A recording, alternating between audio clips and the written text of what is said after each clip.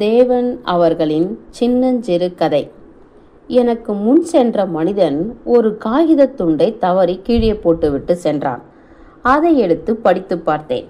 பொன்னுசாமி கொலை, ட்ரங்க் பெட்டி விஷயம், பேங்கில் 400, போலீஸுக்கு டிமிக்கி, ரகசிய மூட்டை, ஒரே ஓட்டம்.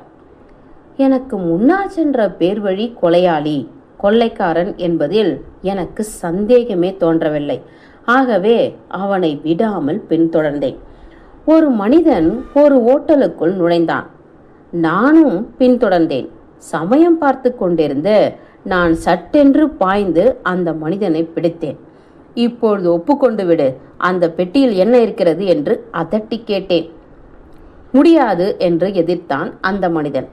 உடனே நான் அங்கு சாப்பிட்டு கொண்டிருந்த ஒரு போலீஸ்காரன் பக்கம் திரும்பி, ஐயா, இதற்குள் பிரேதம் இருக்கிறது, திறந்து பார்த்து கொள்ளுங்கள் என்றேன். எங்களை சுற்றி உடனே கூட்டம் கூடிற்று. ட்ரங்கு பெட்டியை திறந்து பார்த்தா அதுல வாழை சரகு கட்டு 2 இருந்தன. நான் விழித்தேன். நான் கண்டெடுத்த கடிதத்தை காண்பிக்கவும் அந்த மனிதன் பதில் சொன்னான். பைத்தியக்கார மனுஷரே, நான் ஊருக்கு கிளம்புவதென்றால் செய்ய வேண்டிய காரியங்கள், எடுத்துக்கொள்ள வேண்டிய பண்டங்கள் எல்லாவற்றுக்கும் ஒரு ஜாபிதா போட்டுக்கொள்வேன். பொன்னுசாமியின் கொலை என்பது நான் கொண்டு போக வேண்டிய ஒரு நாவலின் பெயர். புதிதாக வாங்க வேண்டியது ஒரு ட்ரங்கு பெட்டி.